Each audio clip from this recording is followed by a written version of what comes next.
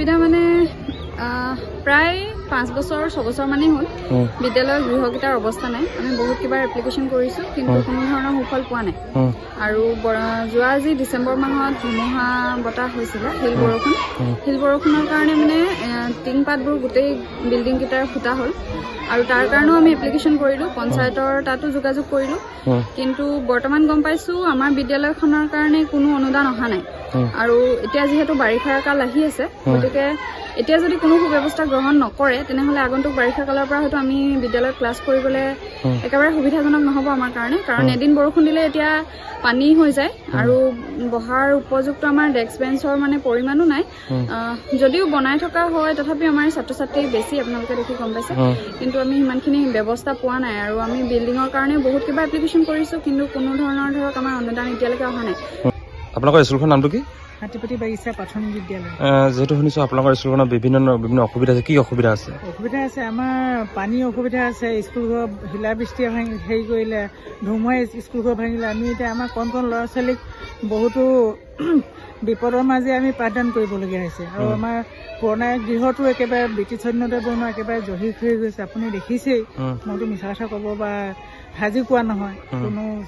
সকলো মানুহে দেখিছে যি মানুহ আহে ধৰি লওক বিভাগীয় কৰ্তৃপক্ষ আহে তেখেতলোকেও এইবিলাক তেখেতলোককো আমি দৃষ্টিগোচৰ কৰাইছোঁ তেখেতলোকেও দেখিছে আৰু তেখেতলোকে আমাৰ পুৰণা গৃহটো যিটো ধুমুহাই ভাঙিলে সেই গৃহটো তেখেতলোকে আমাক দিম বুলি প্ৰতিশ্ৰুতি দি থৈ গৈছিলে কিন্তু আজি পৰ্যন্ত একো এটা সুব্যৱস্থা তেখেতলোকে লোৱা আমি পৰিলক্ষিত হোৱা নাই আজিলৈকে আৰু শিলাবৃষ্টিত বাকীবিলাক স্কুলত দেখিছোঁ আমি লিষ্টত পাইছোঁ মোবাইলত পাইছোঁ এতিয়া 2 লাখকে মুখ্যমন্ত্ৰীয়ে ডাঙৰীয়ে দিছে নে চৰকাৰে দিছে নাজানো পাইছে বুলি আমি মোবাইলৰ লিষ্টত পাইছে কিন্তু আমাৰ স্কুলৰ নাম নাহিলে অতি দুখভাৱে কৈছোঁ মই আমি বিভাগীয় কৰ্তৃপক্ষকো জনাইছোঁ গাঁও পঞ্চায়ততো জনাইছোঁ তেনেকৈ য'ত দিব লাগে জেইকো জনাইছোঁ কিন্তু আমি এতিয়া কোনো ফালৰ পৰা আমি সুফল পোৱা নাই গতিকে আপুনি যদি কিবা সুব্যৱস্থা কৰি দিব পাৰে আমি কণ ছাত্ৰ ছাত্ৰীখিনি ভৱিষ্যত উজ্জ্বল হ'ব আৰু তেখেতলোকক আমি ভাল ধৰণে পাঠদান দিব পৰা আমাৰ এটা সুপৰিৱেশ আমি পাম ছাত্ৰ ছাত্ৰী এতিয়া 84 আছে শিক্ষক শিক্ষয়িত্ৰী কিমান আছে শিক্ষক শিক্ষয়িত্ৰী আমাৰ 4 গৰাকী আছে অসমৰ মুখ্যমন্ত্ৰী হওক বা আমাৰ ৰাজ্যৰ শিক্ষা বিভাগৰ যি শিক্ষামন্ত্ৰী তেওঁক কি আহ্বান জনাব আপোনালোকৰ এই ক্ষেত্ৰত তেখেতলোকক আমি বিনম্ৰ অনুৰোধ কৰিম যে আমাৰ এই কণ ছাত্ৰ ছাত্ৰীখিনি ভৱিষ্যত উজ্জ্বল হ'বৰ কাৰণে তেখেতলোকে আমাৰ এই গৃহকেইটা যাতে সুমেৰামতি কৰি দিয়ে অতি সোনকালে সুব্যৱস্থা এটা লয় তাৰ কাৰণে মই অনুৰোধ কৰিম ইমানেই কম যে আজি বাইদেউ ইমান দিনৰ পৰা মই আহি আছোঁ মই ল'ৰা ছোৱালীকেইটাকো লাইনৰ পৰা পঠিয়াইছোঁ কিন্তু স্কুলৰ পৰিৱেশটো চাই পিনি যে নিজকে বেয়া লাগে এতিয়া ইমান শিলাবৃষ্টি হ'ল টিং পাতৰ কাৰণে ইমান এপ্লিকেশ্যন গ'ল এপ্লিকেশ্যন দিয়া স্বত্বতো আজিলৈকে এক পাত টিঙো লগাই দিয়া নাই ইফালে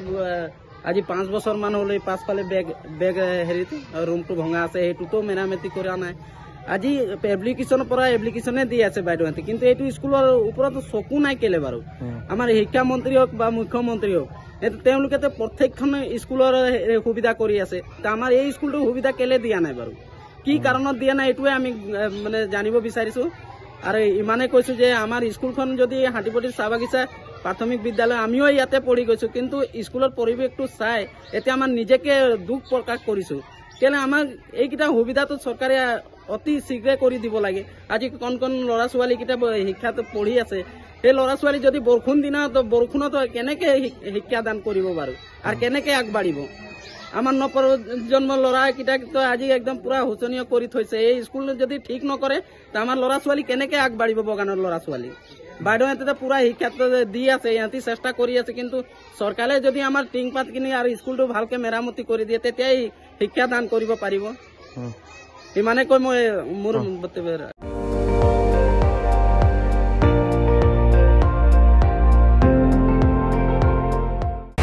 আপুনি চাই আছে ND24